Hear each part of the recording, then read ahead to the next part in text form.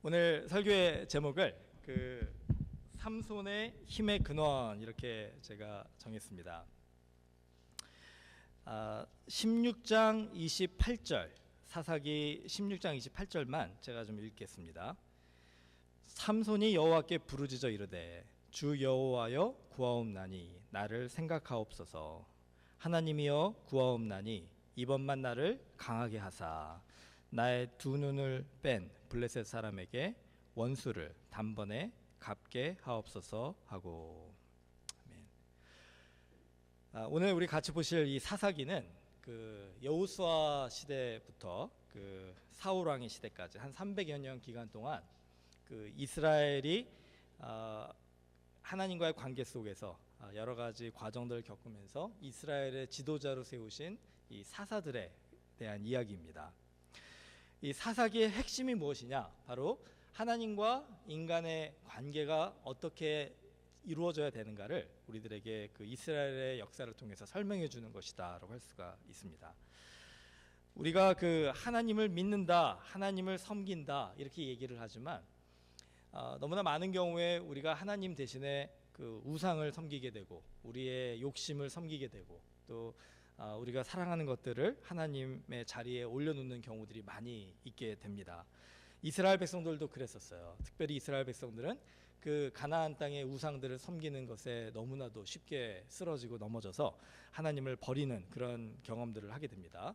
그때 하나님이 이스라엘 백성들을 깨닫게 해주시기 위해서 그들에게 이제 심판을 내리시는데 주변에 있는 이방 민족들이 이스라엘을 침략하고 이방 민족들에 의해서 고난을 당하게 하십니다. 그러니까 이스라엘 사람들이 고난 속에서 결국은 하나님을 의지하는 것만이 그들의 유일한 해결책이다라는 걸 깨닫게 되고 하나님 앞에 나와 회개하고 구원을 간구하죠. 이제 이스라엘의 회개의 기도를 들으시고 하나님께서 이스라엘을 구원해 주실 때 이제 사사를 보내십니다. 사사가 이스라엘의 지도자로서 때로는 정치 지도자, 때로는 군사를 이끌어가는 지도자, 때로는 종교의 지도자로서 이스라엘을 이제 이끌어가는 역할을 하는 것입니다. 그래서 사사에 의해서 이스라엘이 이방인에게서 구원을 받고 다시 평화를 찾게 되죠. 자, 여기까지면 이제 해피엔딩인데 이제 이스라엘의 연약함이 다시 나타나서 평안함 가운데 이스라엘은 다시 하나님을 배반하게 되고 이 우상을 섬기게 되고 또 자기의 욕심에 빠져서 그렇게 하나님을 멀리하는 그런 모습을 보이게 됩니다. 그러니까 하나님이 또 이스라엘을 심판하시고 이방인들의 침략을 받게 하시고 그러면서 이게 다시 주기가 시작이 되고 또 사사를 보내시고 구원을 받게 하시고 또 이스라엘이 타락하고 이게 이제 300여 년 동안을 계속 반복하게 된 거예요. 그 과정 속에서 하나님께서 이제 인간의 이 연약함을 보여주시고 또 하나님의 필요가 우리에게 얼마나 중요한 것인가를 깨닫게 해주시는 것 같습니다. 제가 오늘 이 사사 중에 한 명인 이 삼손의 이야기를 같이 보기를 원하는 것이 삼손의 이야기를 볼 때마다 우리의 모습 속에 우리가 한번 하나님과의 관계 속에서 점검해 보아야 될 부분이 있기 때문에 그렇습니다. 여러분과 하나님의 관계는 어떻습니까? 하나님은 여러분에게 어떤 분이십니까? 많은 경우에 우리가 하나님을 마치 자판기처럼 생각하는 경우가 있는 것 같아요. 여러분 음료수 자판기에 가보면 선택할 수 있는 옵션이 많이 있죠. 동전을 넣으면은 그리고 버튼을 누르면 내가 원하는 음료수가 나오지 않습니까? 예, 그런 자판기처럼 우리의 신앙생활 속에 하나님과의 관계가 그렇다면은 하나님을 우리의 자동 자판기 정도로 생각을 한다면 우리가 원하는 것들을 얻기 위해서 하나님께 나와 기도하고 때로는 하나님이 하라고 하는 것들을 마치 우리가 동전을 넣는 것처럼 순종하고 따라서 하고 그리고서 결국 우리가 원하는 것을 얻게 되면 그냥 자판기를 뒤로 하고 우리는 우리의 걸음을 걸어가고 만약에 하나님과의 우리의 관계가 이렇게 자동 자판기와 같다라고 한다면 우리는 이 사사기에 반복되는 이스라엘의 모습과 다를 바가 없다라고 할 수가 있습니다. 또 어떤 분들은 하나님과의 관계를 이렇게 가지시는 분도 있습니다. 마치 소화기처럼 가지시는 분들이 있어요. 여러분 집집마다 소화기가 요즘 미국에는 다 있지 않습니까? 근데 소화기가 어디에 있는지 혹시 아세요? 우리 집에 어딘가에는 있긴 있는데 소화기를 평소에는 우리가 필요가 없기 때문에 그냥 그 외진 곳에 이렇게 보관을 한다라는 거죠. 정작 불이 나면은 어떻게 합니까? 제일 먼저 찾는 게 뭐예요? 소화기죠. 예. 어쩌면 우리의 신앙생활도 그런 게 아닌가 생각이 됩니다. 평소에는 하나님의 관계도 없고 관심도 없고 뭐 하나님이 없어도 문제 없을 것 같은데, 정말로 우리의 삶 속에 하나님이 필요하는 이런 그 불이 난 것 같은 상황이 되면 우리는 하나님을 찾게 된다는 거예요. 그것조차 또 사사기에 나타나는 이스라엘의 모습이다라고 할 수가 있습니다. 자, 이 두 가지를 생각해 보면서 그러면 어떻게 하면 우리가 하나님과의 관계를 정말 하나님이 원하시는 모습으로 만들어갈 수 있을까? 오늘 삼손의 그 경우를 통해서 우리가 같이 한번 배워보는 시간을 갖기를 바랍니다. 자, 삼손은 이 단지파 사람인 마노아라는 사람의 아들이었습니다. 이 마노아가 그 아기를 갖지 못하는 그런 그 상황이어서 하나님께 나와 기도할 때 하나님이 그 마노아에게 나타나세요. 그리고 마노아의 집에 아이를 주겠다. 그래서 약속을 하시는데 그 아이는 누구냐? 그 아이가 바로 이스라엘을 이 이방인의 침략에서, 이 블레셋의 침략에서 구원할 사사다라고 얘기를 하시는 거예요. 자, 한번 생각해 보시면은요, 삼손이 이제 아기로 태어나서 이제 청년의 때까지 자라려면 최소한 한 20년에서 한 25년, 뭐 많이는 30년을 지나가야 되는 거잖아요. 그렇죠?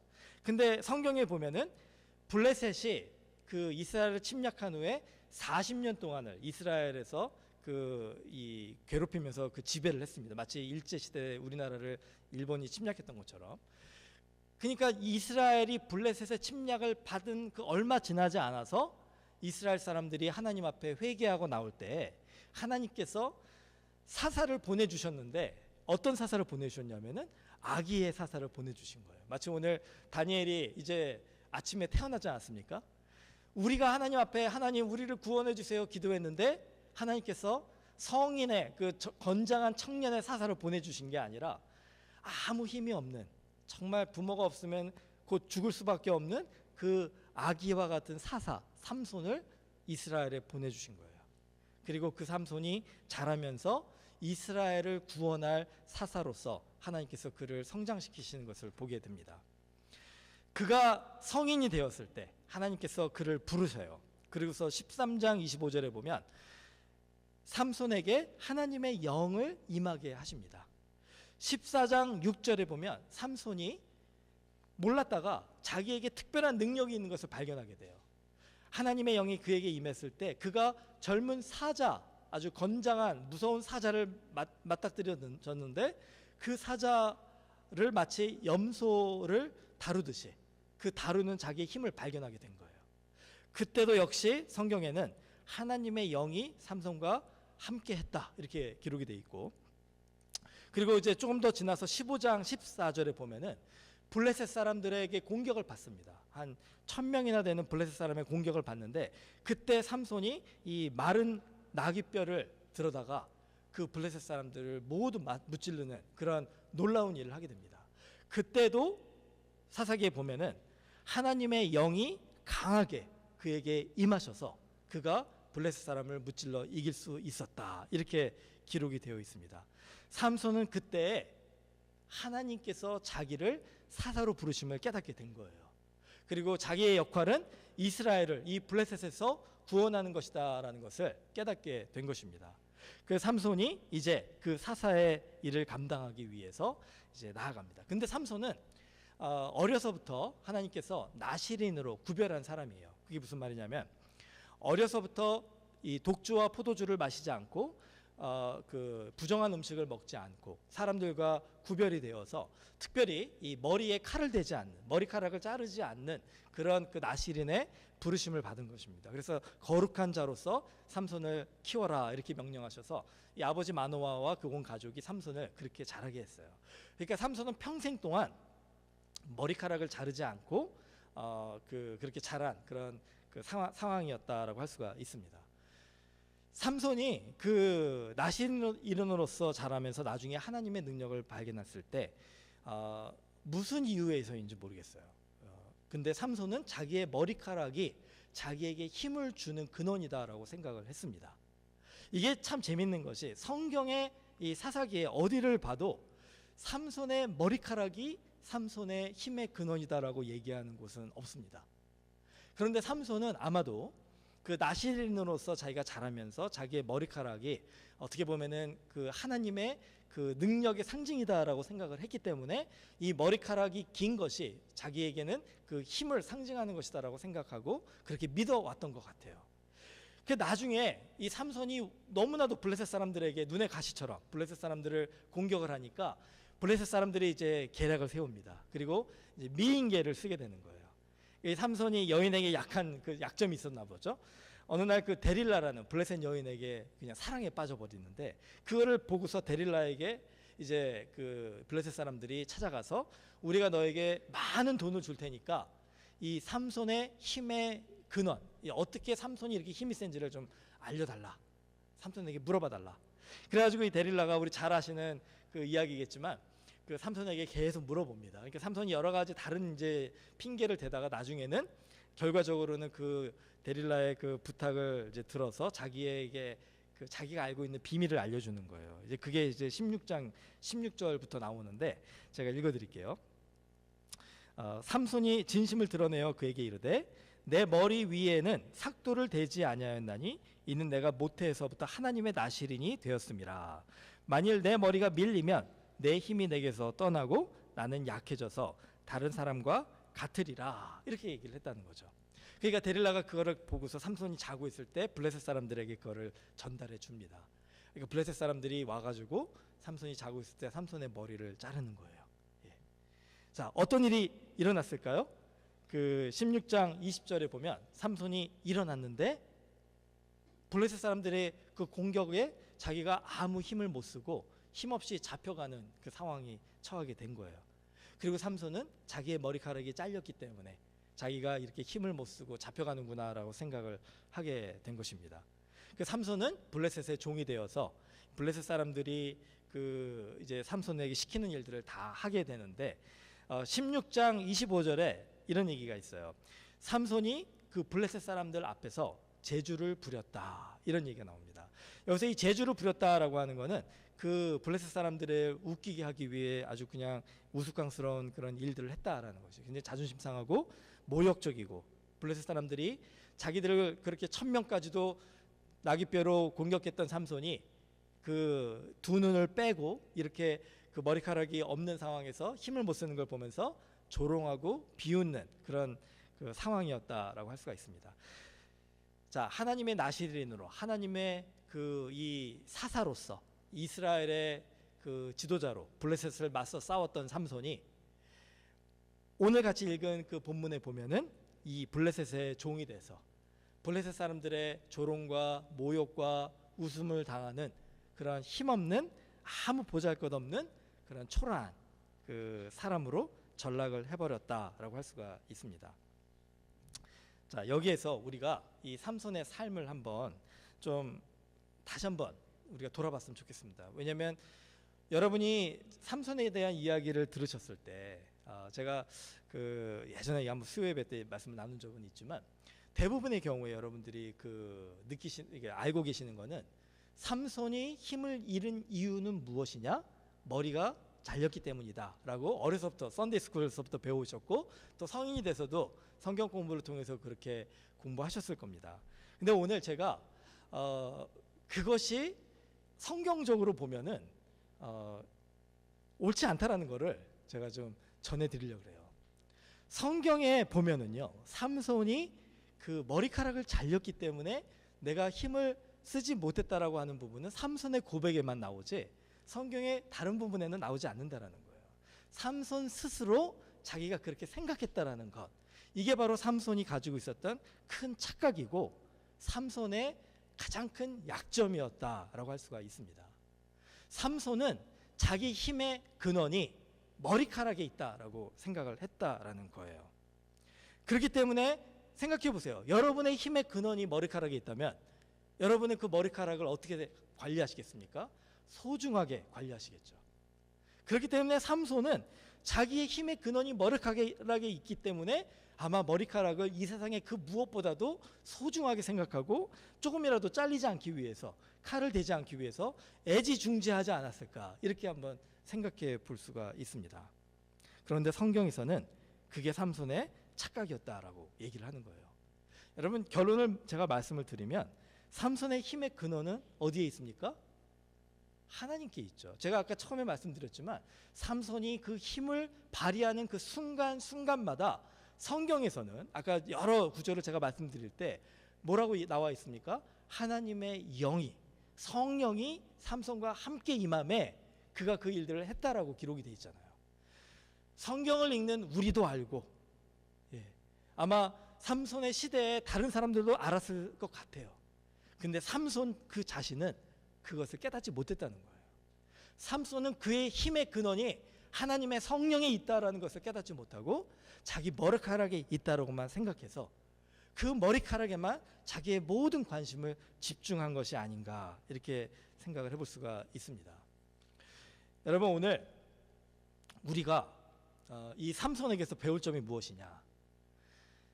나는 과연 나의 힘의 근원이 어디에 있을까? 이거를 한번 생각해 봐야 된다는 거예요. 여러분의 힘의 근원은 무엇입니까? 만약에 내가 정말 없으면 안 된다라고 생각하는 것, 이것은 무엇일까 생각해 볼 때 그냥 예의상 나의 힘의 근원은 하나님입니다, 이렇게 우리가 고백할 수는 있어요. 근데 그것을 내가 진실하게 고백하는 것이다 아니다를 어떻게 알 수 있느냐, 이렇게 생각해 보면 알 수 있습니다. 정말로 내가 하나님을 포기하면 살 수가 없다라고 생각하시는 그런 분들이 계시다고 한다면 하나님을 포기하지 않고 내 삶의 다른 것을 포기하는 것이 어렵지 않다라고 고백이 나와야 되는데 실제로 우리의 삶에는 그렇지 않다라는 거예요. 제가 한번 예를 들어볼까요? 여러분이 하나님 없이는 살 수 있지만 돈이 없이 살 수가 있을까요? 뭐 저를 포함해서 우리 모두의 현실 아닙니까? 여러분에게 돈과 하나님 둘 중에 하나를 택하십시오라고 얘기하면 여러분 뭘 택하시겠어요? 당장 렌트비 낼 돈이 없는데 누가 나한테 렌트비를 준다는 거예요. 이 렌트비를 안 내면 내가 집에서 쫓겨날 것 같은데, 여러분 그런 경험 해보신 적 있으십니까? 저는 그런 경험 해본 적 있어요. 그래서 그 고민이 얼마나 현실적인 고민이라는 것을 너무나도 잘 압니다. 아마 여기 계신 분들 중에 많은 분들이 그런 경험을 해보셨으리라 합니다. 렌트비를 안 내면 이제 집에서 쫓겨나는 상황이 되는데 누군가가 여러분에게 오셔가지고 이 렌트비를 줄 테니까 1년 동안 교회 나가지 마라, 이렇게 만약에 얘기한다면 여러분 어떻게 선택하시겠어요? 그 렌트비를 받고 1년 동안 하나님을 예배하는 것을 포기하시겠습니까? 아니면 그 하나님 예배하는 게 더 중요하기 때문에 나는 그냥 홈리스가 되는 그것을 선택하시겠습니까? 어떻게 생각해 보면은요, 이게 당연히 하나님 선택하죠, 이렇게 얘기하실 수 있지만 여러분 현실 속에서는 그렇지 않은 것을 우리가 잘 알 수가 있지 않습니까? 여러분의 직장, 여러분의 삶의 목표, 성공, 안정된 삶, 여러분의 가족, 여러분이 사랑하는 것들, 여러분 그것들을 포기할 수 없습니다라고 고백하는 그 내 마음을 한번 좀 솔직하게 돌아볼 때 하나님을 포기하더라도 내가 그것들은 포기할 수 없습니다라고 얘기한다면 그것들이 바로 우리의 머리카락이라 생각하시면 돼요. 그게 바로 우리의 힘의 근원이다라고 나는 생각하며 사는구나, 이걸 우리가 인정할 수밖에 없다라는 거죠. 그게 안타깝지만 많은 우리들의 모습이라고 할 수가 있습니다. 삼손도 그 함정에 빠져버린 거 아닙니까? 어떤 때는요, 이 복음이란 무엇인가를 생각해 볼 때 우리가 너무 좀 이렇게 멀리 동떨어져 있는 것 같다라고 생각할 때가 많이 있습니다. 제가 덴버에 있었을 때 그 아리조나에 있는 그 Heart and Soul이라는 그 라디오 방송국에서 그 같이 이렇게 협력해서 사역하시는 찬양 팀이 있어요. 굉장히 유명한 제가 에디슨에 가 보니까는 에디슨에도 그분들 그 라디오 방송 CD가 있더라고요. 에디슨의 그 H마트에도. 근데 그분들을 저희가 초청을 해가지고 이제 찬양 집회를 한번 한 적이 있습니다. 근데 그 찬양 집회 제목이 너무 아주 인상적이었어요. 제목이 뭐였냐면 복음의 전진, 이렇게 딱 되어 있는 거예요. 저를 좀 따라해 주세요. 복음의 전진. 예, 그 반대가 뭘까요? 예, 복음의 후진이잖아요. 후진. 제가 그 제목을 보면서 재밌다라는 생각을 한 것이 뭐냐면은, 아니 복음의 전진이라는 것은 무슨 의미일까? 여러분 그 얘기를 딱 들었을 때 어떤 생각이 드셨습니까?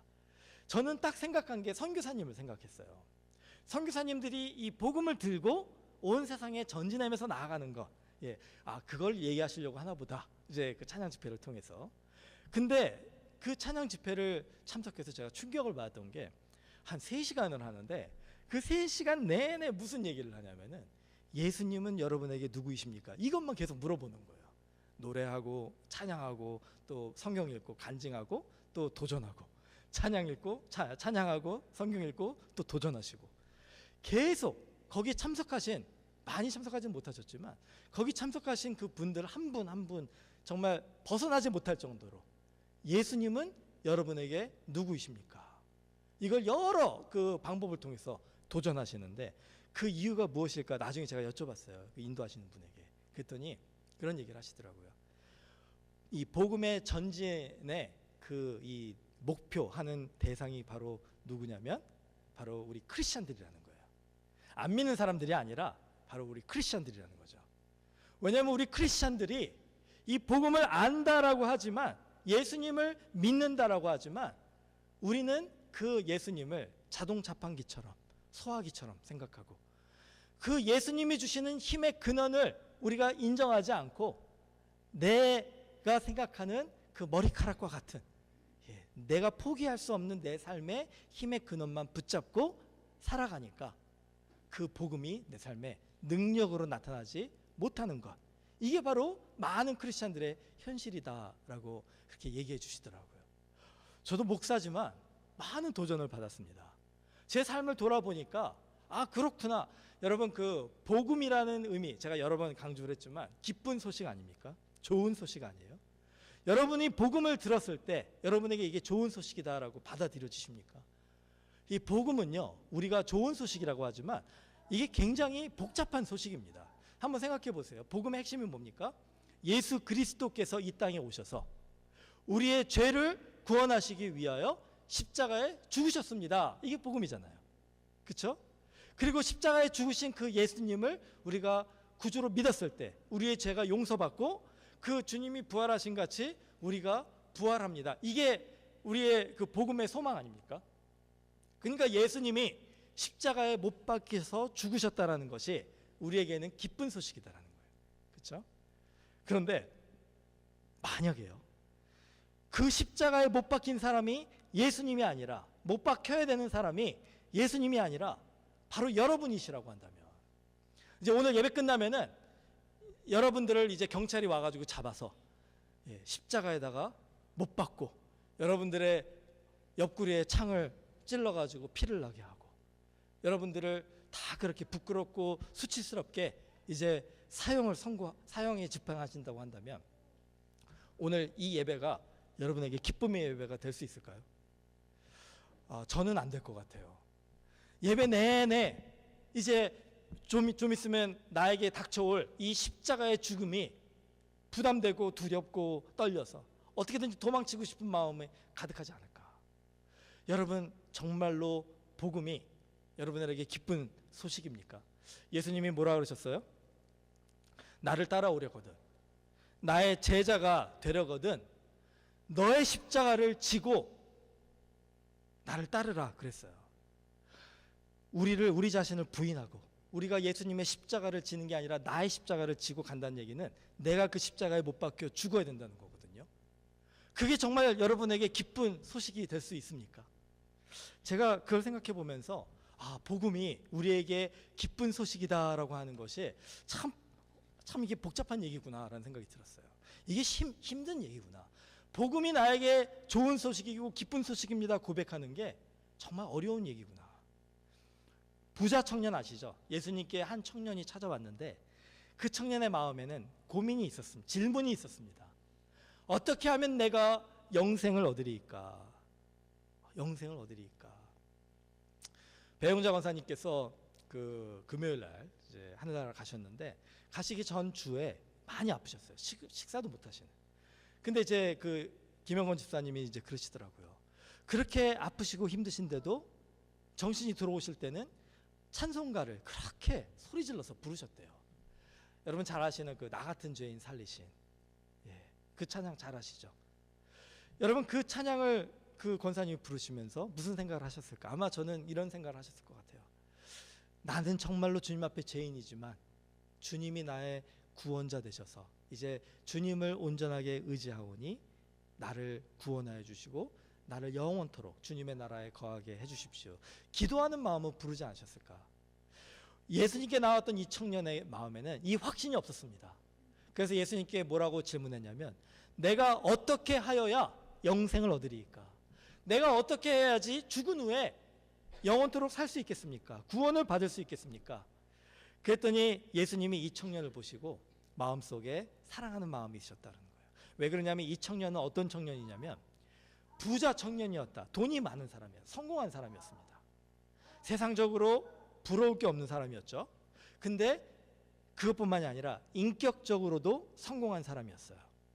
신앙적으로도 성공한 사람이었습니다. 성경에 보면 이 청년이 자기가 어려서부터 지금까지 하나님의 말씀대로 살기 위해서 노력했고 하나님의 계명을 지키며 살았습니다. 이렇게 얘기했어요. 여러분 중에 그런 분 계십니까? 이렇게 자신 있게 고백할 수 있는 분 있어요? 우리는 주저하잖아요. 이 청년은 담대하게 내가 하나님의 계명을 지키며 살았습니다. 신앙에서 성공한 사람이었어요. 또 이 청년은 겸손한 청년이었어요. 돈도 많았죠. 이렇게 신앙생활도 잘해서 사회적으로 인정받는 사람이었죠.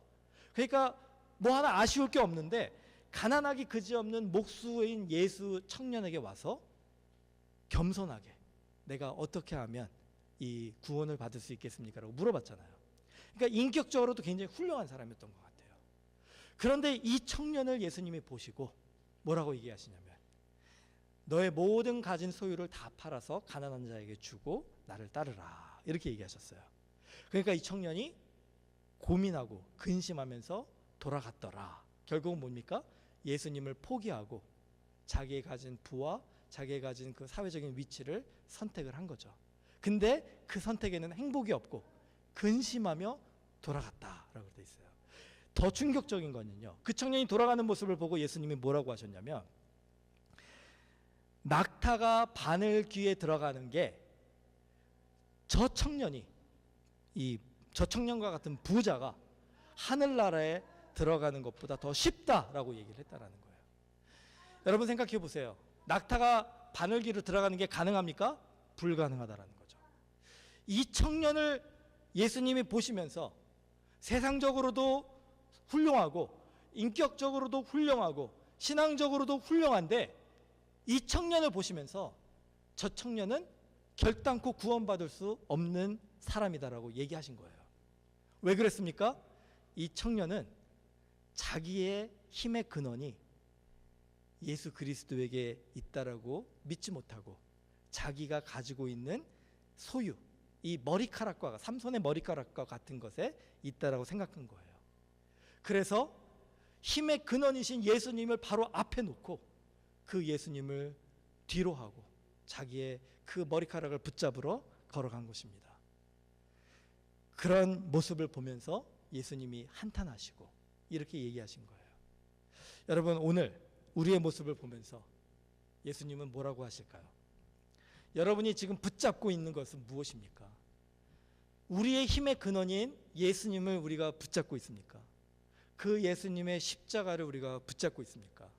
아니면 정말 내가 나를 지탱해주고 내 삶에 행복을 준다고 생각하고 내 삶에 안정을 준다고 생각하는 삼손의 머리카락과 같은 것을 우리가 붙잡고 있습니까?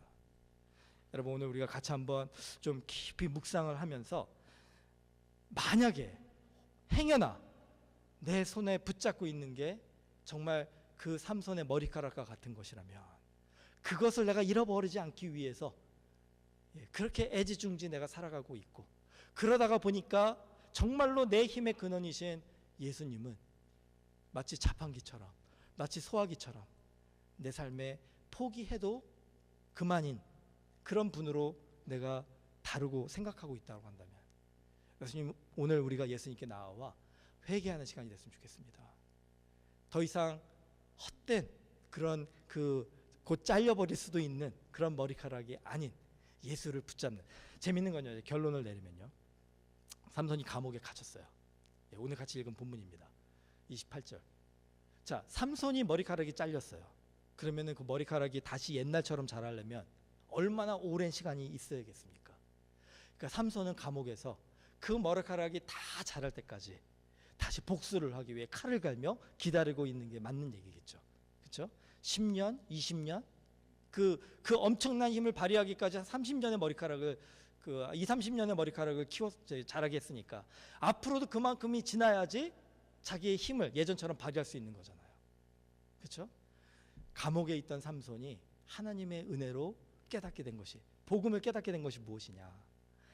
아, 나의 힘의 근원이 이 머리카락에 있는 게 아니라 바로 하나님께 있구나, 하나님의 성령에 있구나라는 걸 깨닫게 된 거예요. 그래서 오늘 뭐라고 하나님 앞에 기도합니까? 주여, 여호와께 구하옵나니 나를 강하게 하사 이 원수인 블레셋 사람에게 원수를 갚게 하소서. 삼손의 기도는 내 머리카락을 빨리 자라게 해주십시오가 아니었다라는 거죠. 삼손의 기도는 주여, 나를 강하게 하여 주시옵소서. 머리카락이 짧다 할지라도 나의 힘의 근원이신 분은 하나님이시니까 하나님이 나에게 힘을 주시면, 나를 강하게 하시면 내가 이 블레셋 사람을 이길 수 있습니다. 하나님이 그의 기도를 들으셔서 머리카락과 관계없이 다시 한번 하나님의 영으로 그를 강하게 하시고, 삼손이 블레셋을 무찔렀는데 그의 평생에 무찔렀던 블레셋 사람들보다 더 많은 사람들과 싸워 이기는 그런 삼손의 힘의 모습을 보여주셨다라고 합니다. 여러분, 오늘 같이 우리가 기도하면서 우리의 기도도 이렇게 삼손과 같은 기도가 되기를 주님의 이름으로 축원합니다.